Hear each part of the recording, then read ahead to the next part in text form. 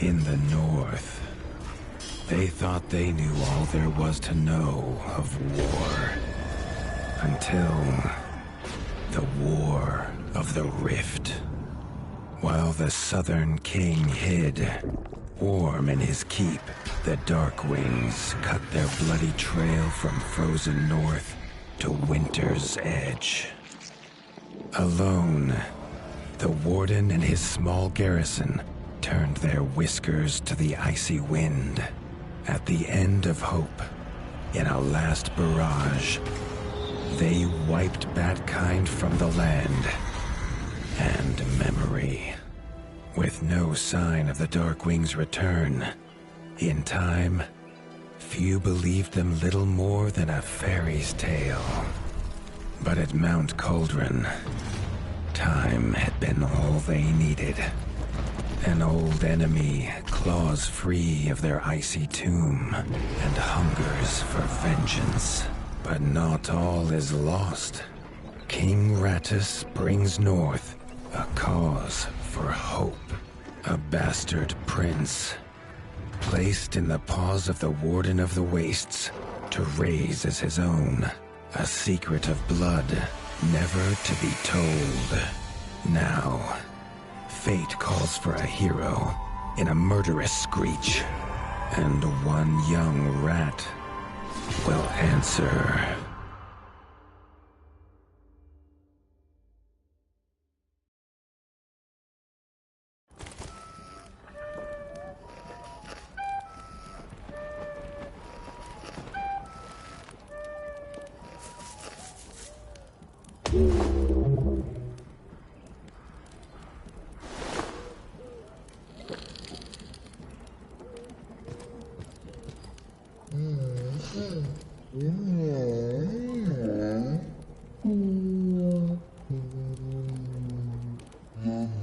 The stomp of his father's boots on the stair was how every morning began for Arlo. The booming shout to ready himself was louder still. But such was Lord Eivor's zeal at a new day. Dawn was breaking over winter's edge, and Arlo was yet to miss one.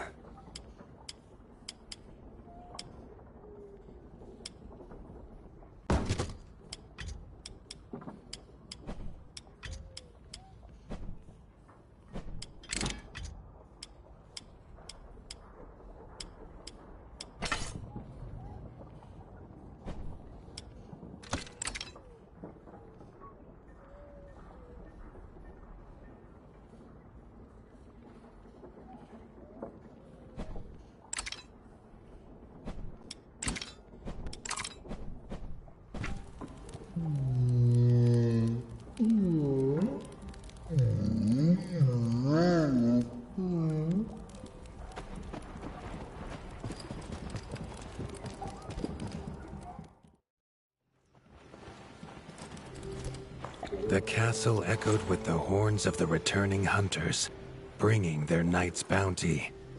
Arlo's little heart quickened to hear it. The only thrill to be found inside the high walls was a hunter's tales of what lay beyond them.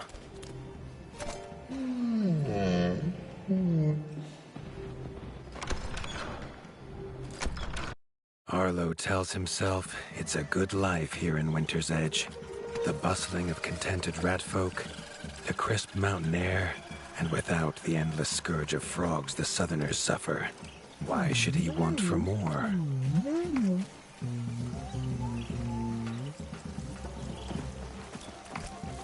Arlo has no memory of his mother, but Hilda's food was a true taste of maternal kindness. With the right ingredients, she would make meals nourishing to body and soul.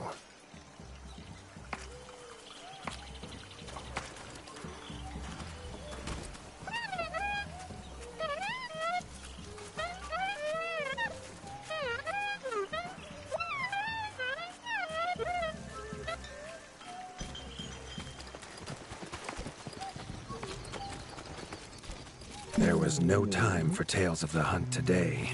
Lord Eivor was already dividing what was an excellent haul, happy to see his people provided for. Arlo longed only to join the hunt, to see the Ratdom or even the lands beyond. His father called it a fool's wish. Arlo's destiny was unshakable, much like the keep that would become his by birthright.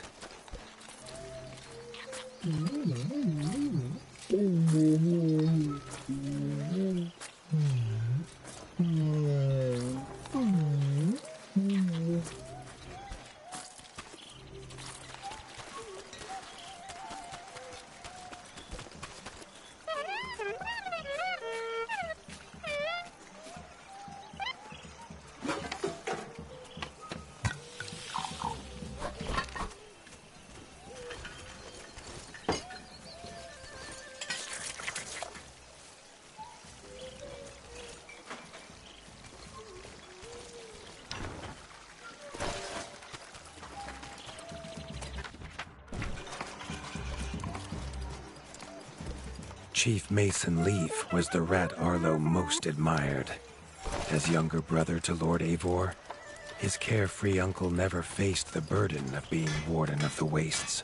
With walls this strong, his duties were light, leaving him plenty of time for his nephew. Krunk was a rat's rat, with no interests beyond his forge. If you have the parts, this Mastercraft's rat can make armor and weapons that would see off a sky scorcher bite, or so he claims. Arlo wondered how well they'd do against something that wasn't a myth.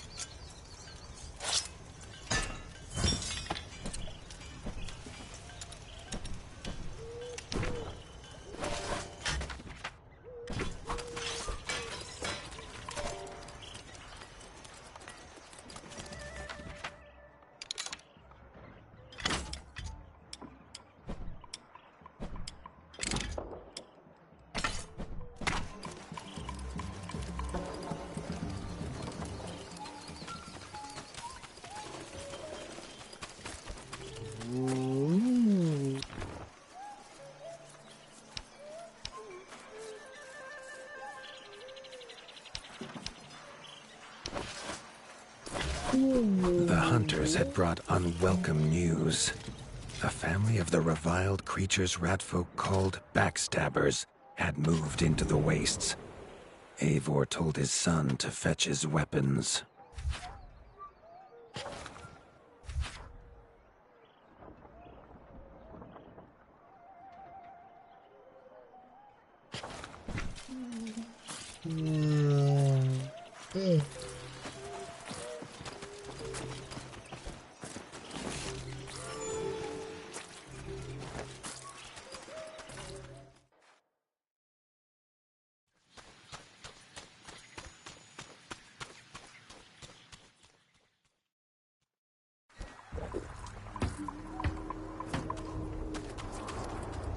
His father had no explanation for suddenly taking Arlo on a hunt. It even gave the hunters pause. Arlo had been taught to fight, and better than most. But rarely had he been tested. He was determined to prove himself. The rugged terrain of the outskirts could have taken all day to traverse, but Arlo's trusty grappling hook allowed him to swing between its many crevices.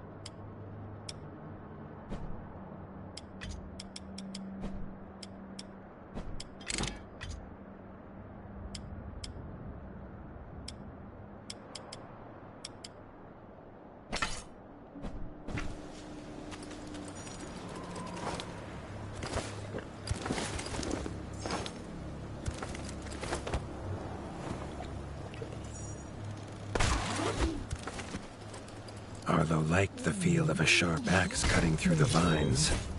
The wilds were part of his home, and nothing in them would frighten him.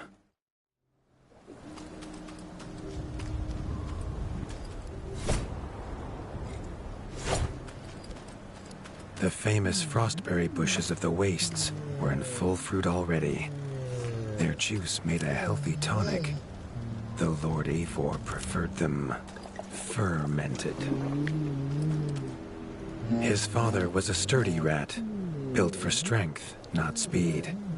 So Arlo found it curious that he challenged him to a race. The prospect of the hunt had filled Lord Eivor with a vigor that his son had not seen in years, or at least since breakfast.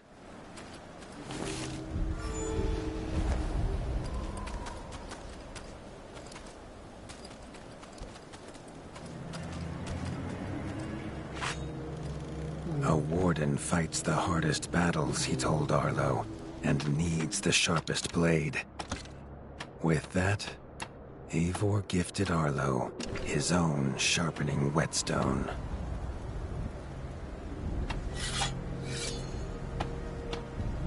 Whether these beasts were named for their spines, or for some past unforgivable deed, no rat knew. Either way, Arlo was about to find himself at the pointy ends of this brood.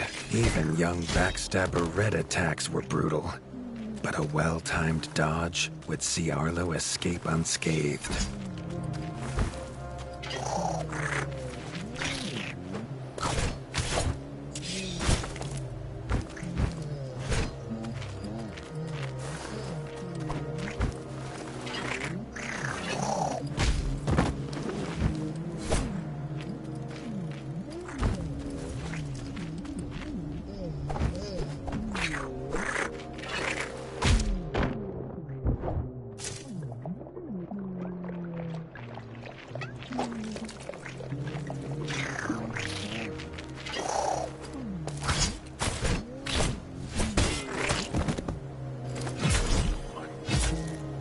This backstabber lived up to its name with its deadly white attack, but Arlo's shield could block the deadly spikes.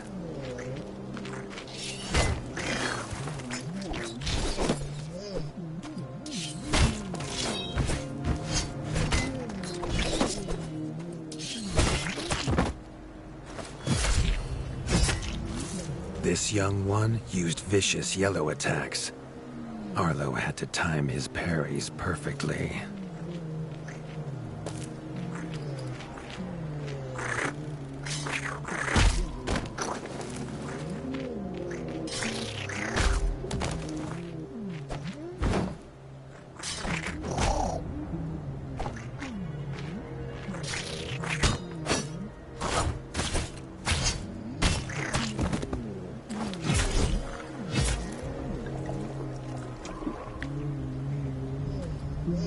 This mother had left her young to fight alone, but the same could not be said of Lord Eivor as he leapt to his son's side.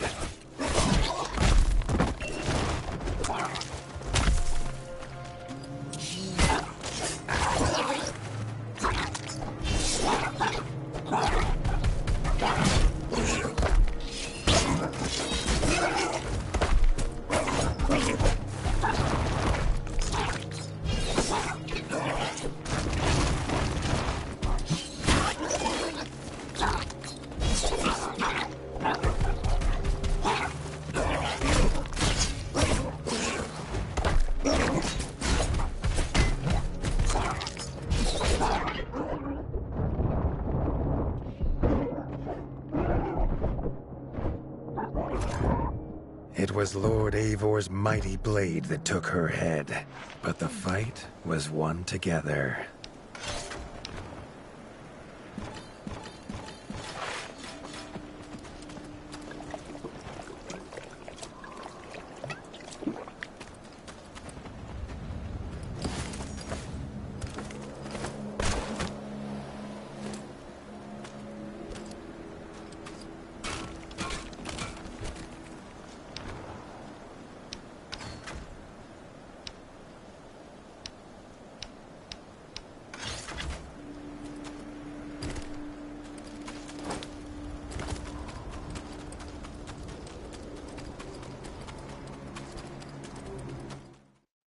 Arlo basked in his father's pride, almost as warm as at the fire inside Winter's Edge.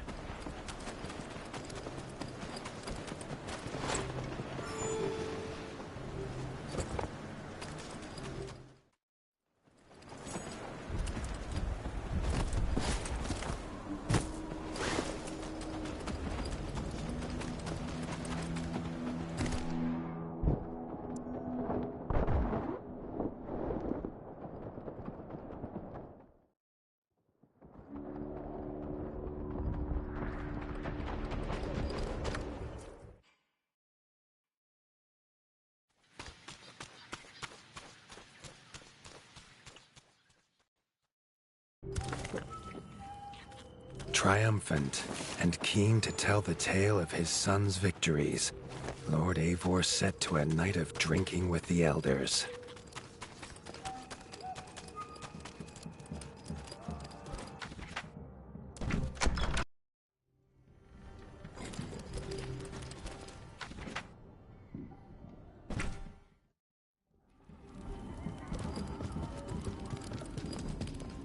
Arlo was reluctant to return to his bed, wondering how long he must wait to hunt again.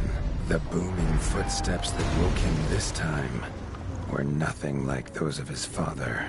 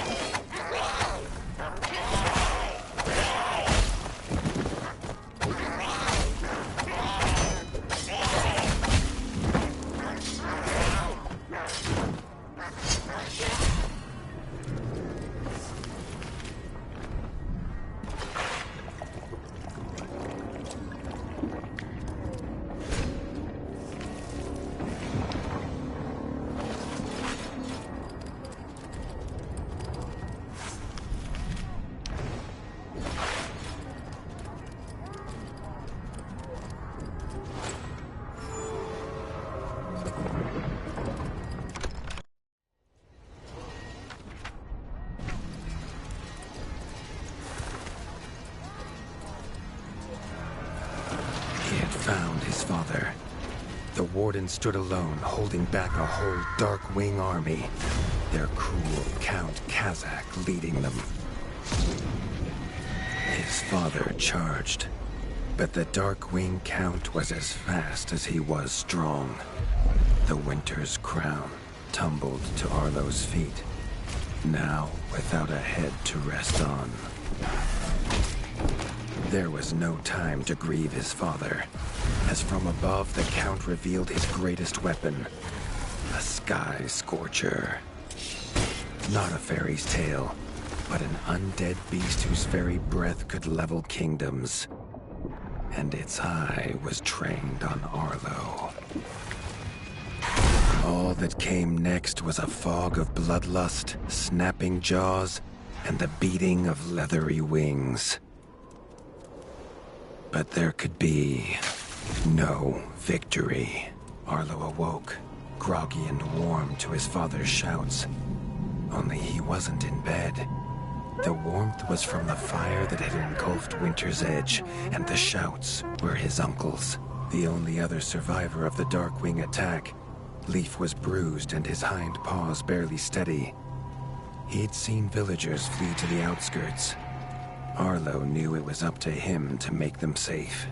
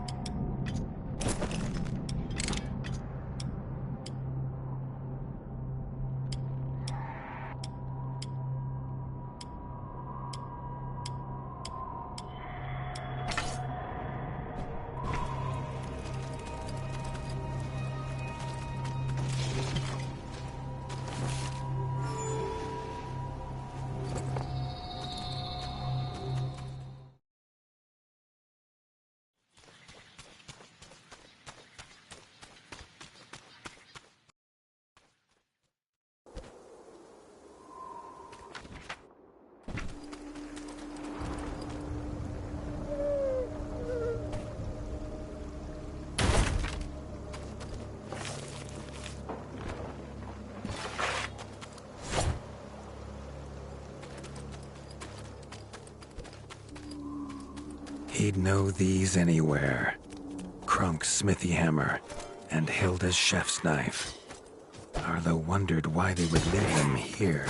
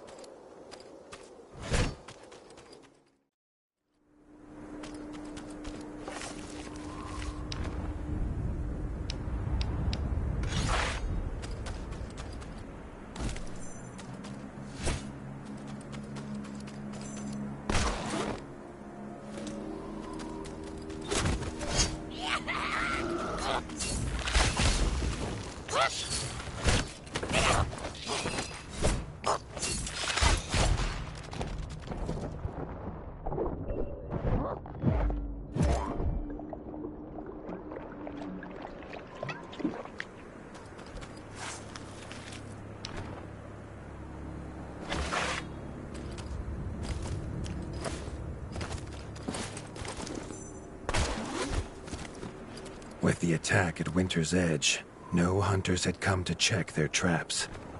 Arlo thought he might find a use for them.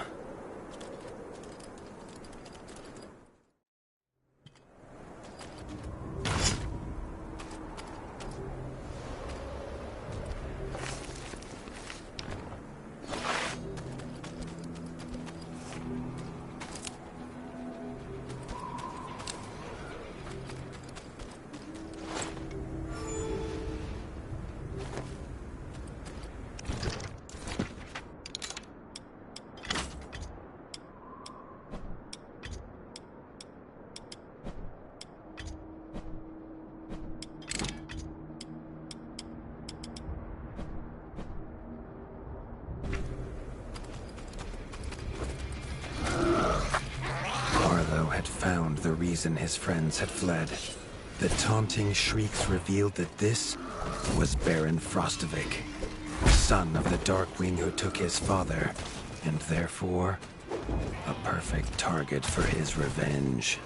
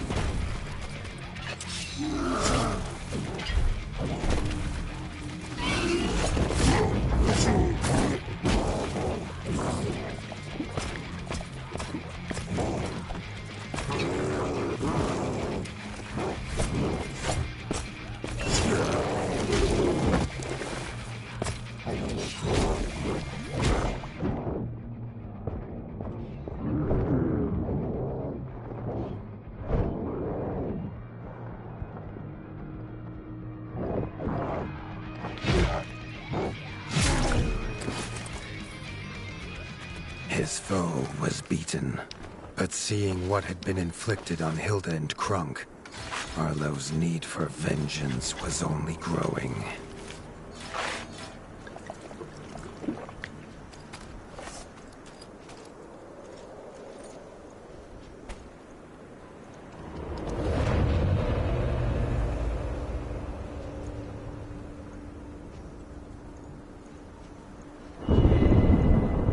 Suddenly wished to be within the walls of Winter's Edge, to hear the boot and boom of his father at dawn, a sound he realized he'd never hear again. He needed to return to whatever was left and make his plan.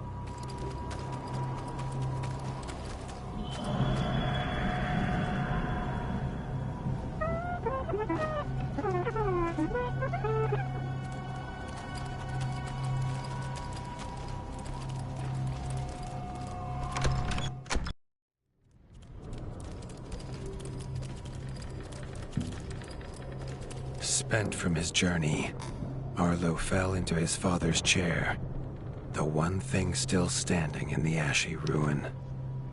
It was his chair now, along with the title of Warden of the Wastes. Arlo's shoulders slumped at the weight of it, but only for a moment. The Dark Wings had nearly scorched the Ratdom to ash before, and now it was for him to stop them. He was going to rebuild Winter's Edge, a beacon of hope from which to drive back the shadow. This much Arlo knew. No rat would rebuild Winter's Edge on an empty stomach. The kitchen had to be fixed and stocked. Leaf suggested Arlo visit the Night Eyes of the Golden Forest, known for their hearty food. Arlo hoped rat wasn't the key ingredient. The smoke had attracted help in the unlikely form of a pirate. Captain Blacktail had seen many towns razed in his years, usually by his own paw, a fact he chose not to mention as he offered his services. The ship King Ratus's Revenge would take the young warden wherever he had need to go.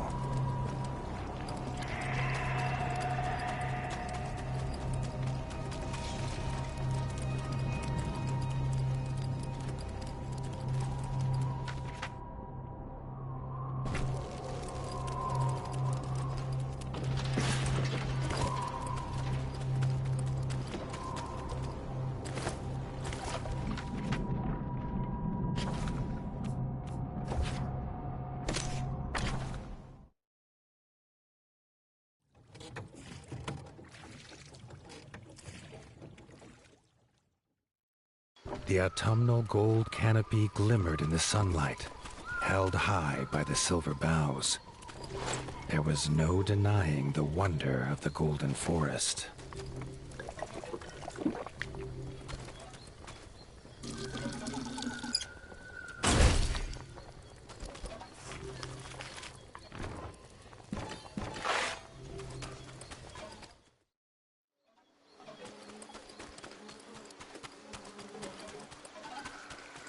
The peace Arlo found beneath the leaves was not to last. A shrill cry cut through the calm, a call for help. The hoots came from inside the bug farm, along with a stench of pond scum and villainy. A frog trap.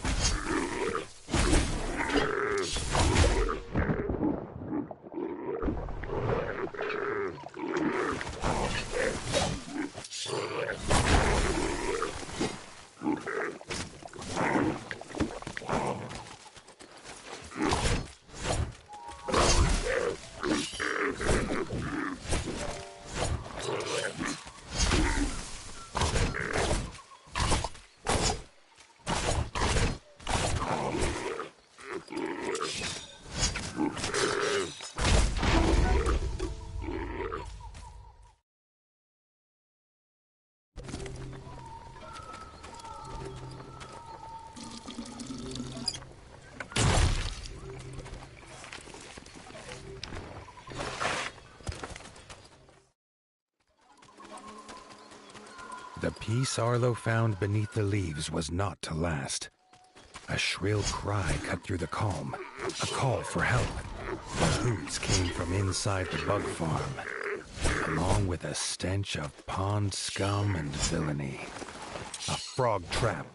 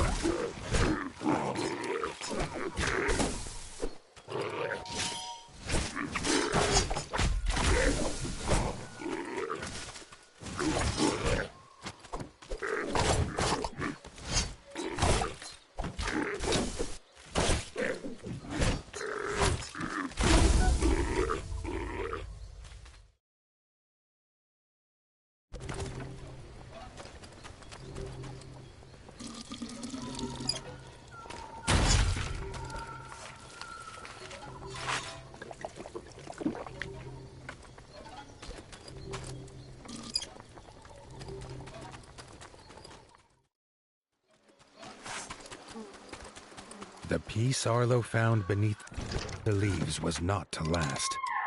A shrill cry cut through the calm, a call for help.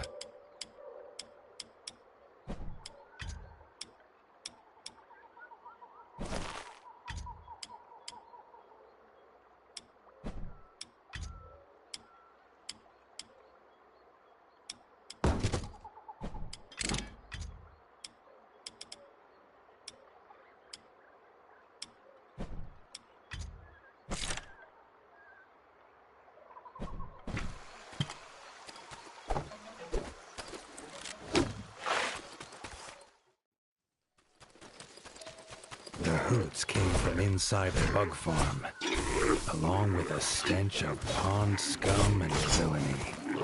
A frog trap.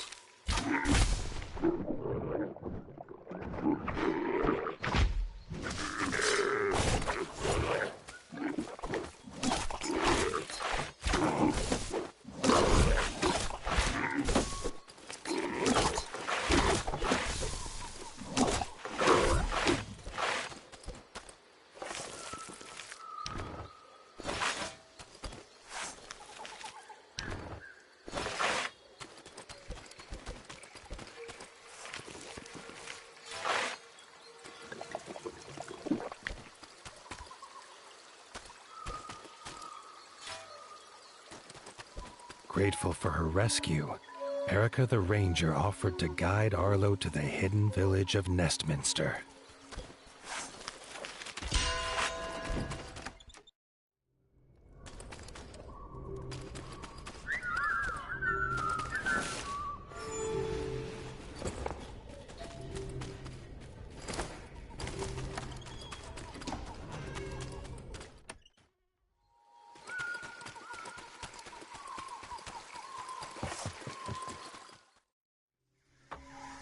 Nestminster's entrance was guarded. Under their helmet, the eyes of the guards seemed to glow. Was he prey walking into a hunter's camp? Arlo could not help but gasp at the sight. He had never seen a place so ornately crafted. It was nothing like the cold stone of home. The Parliament was deep in session when Erica and Arlo entered. The Night-Eye elders listened, still as statues, to the pleading of a chef whose daughter Frey was missing. Erica threw herself forward, proclaiming she would rescue the chef's daughter and needed no help. Then she was gone, leaving Arlo to face the elders alone.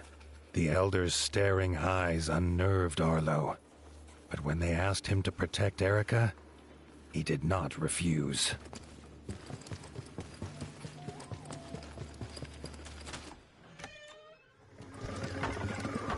Frey's father told them she wanted fish for a new soup recipe. He told her never to go to the dangerous Moonlight Pond, but she was stubborn as she was brave. The chef handed Arlo a few poison antidotes without explanation. Arlo wondered what could go in soup that would have him so scared.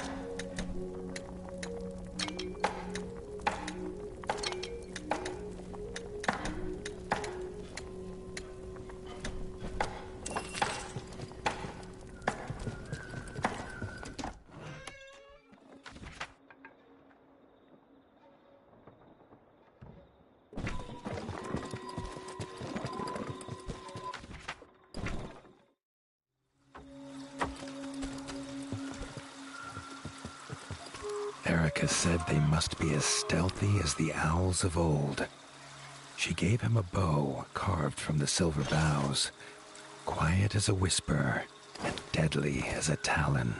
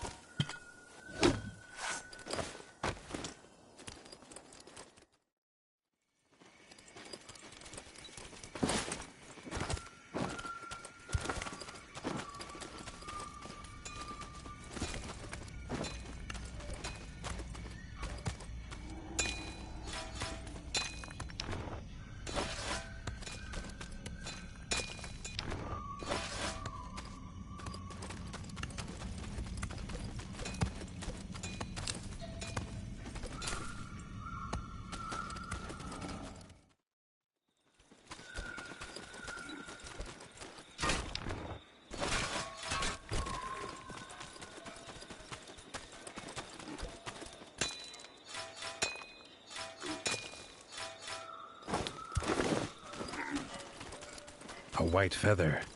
Erica knew it was Frey's. They were on the right path.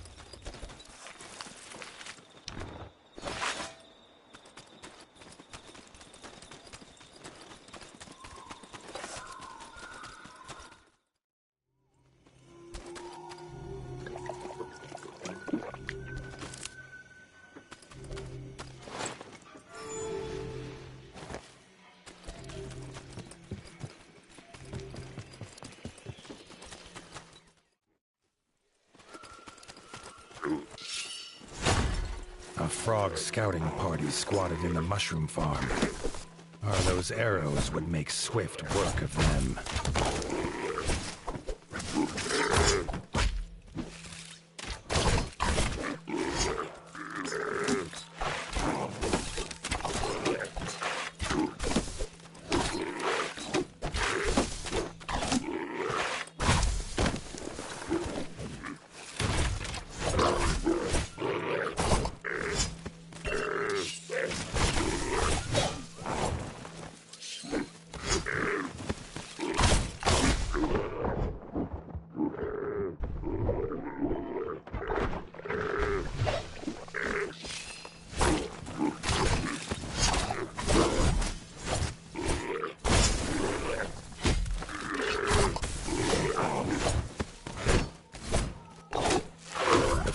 Emerged, shaken but grateful.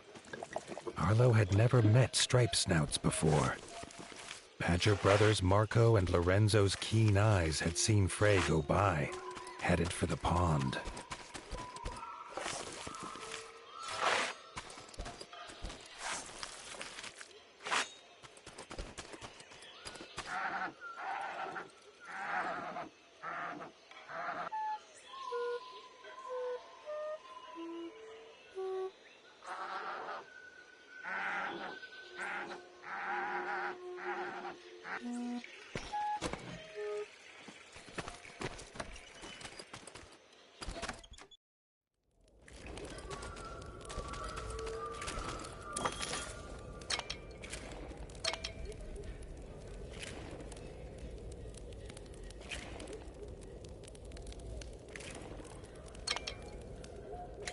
The farmer card. What it lacks in power, it makes up for in its positive qualities.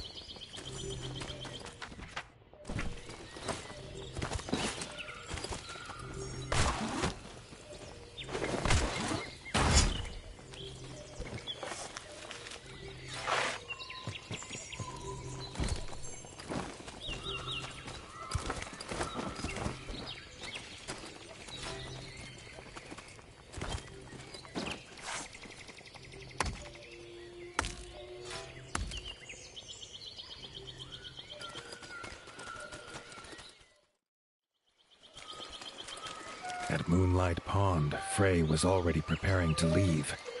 Her hunt, it seemed, was not done. With a hoot about an egg, she was gone.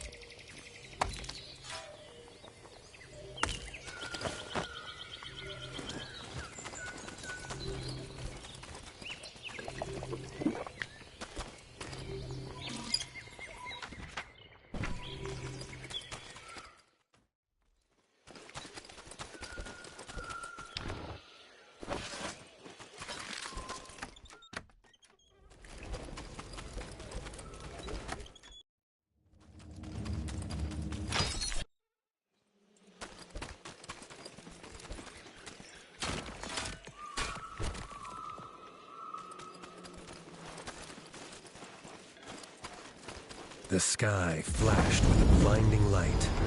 Suddenly, towering before him stood an imposing figure, his flaming sword heating the air around Arlo. Thrusting his sword into the air, the stranger imparted his gift onto the young warden.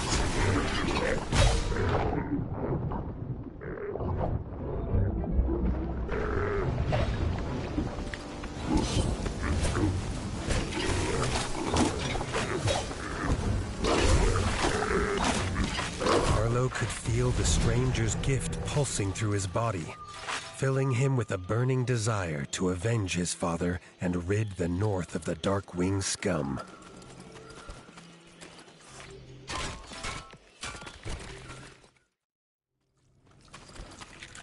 Tunnels are rarely used by Night Eyes, who prefer an open sky above. Arlo knew dangerous creatures lurked in such dark places.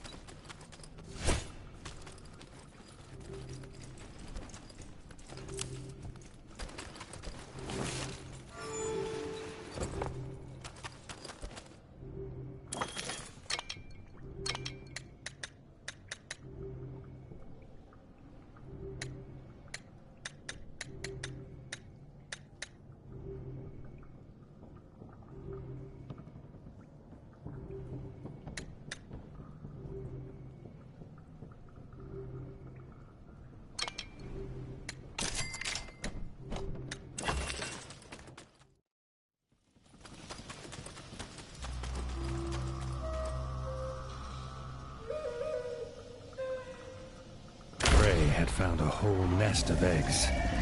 She was uninterested in who the owner might be, but the mother slither scale was very interested in her.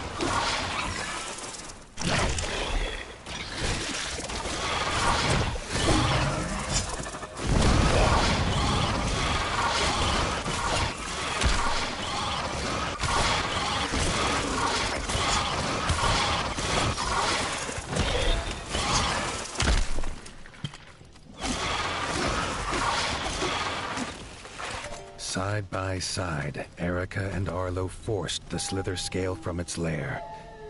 Erica would not leave Frey to travel alone. They would see him back at the Parliament.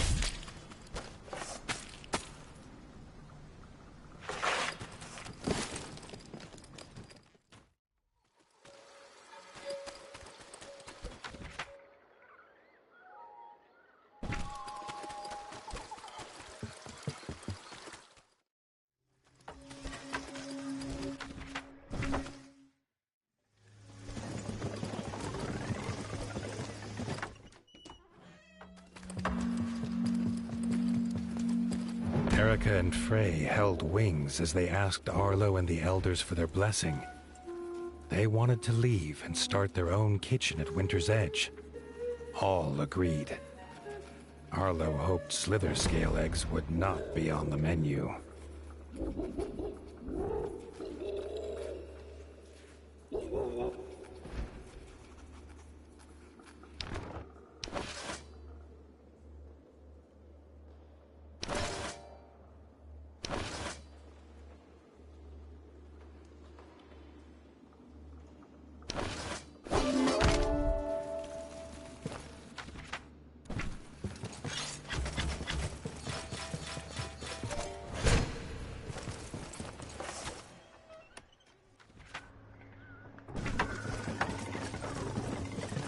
Arlo was keen to head home, but an owl called Sigrid stopped him. As Chancellor, she had a budget for someone to deal with the local slither scale problem. If he wanted the job, he best join her in the Rangers Guild.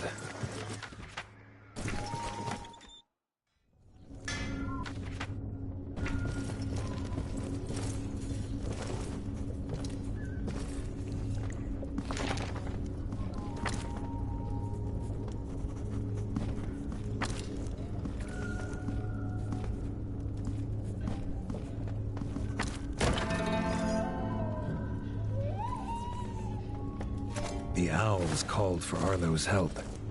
A ranger had gone to hunt a slither scale. He was seeking vengeance for a slither scale attack that took his family, but Arlo would not let the young ranger go the same way.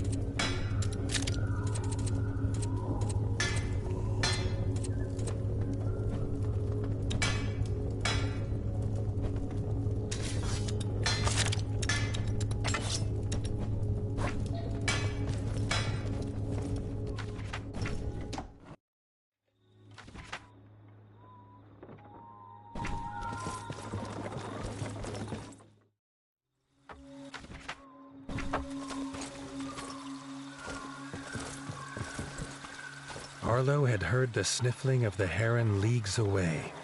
Ernest was the most skilled fisherman in the ratdom, or had been. In between sobs, he told Arlo he'd dropped his best rod in a well. The warden offered to find it, if only to stop the noise.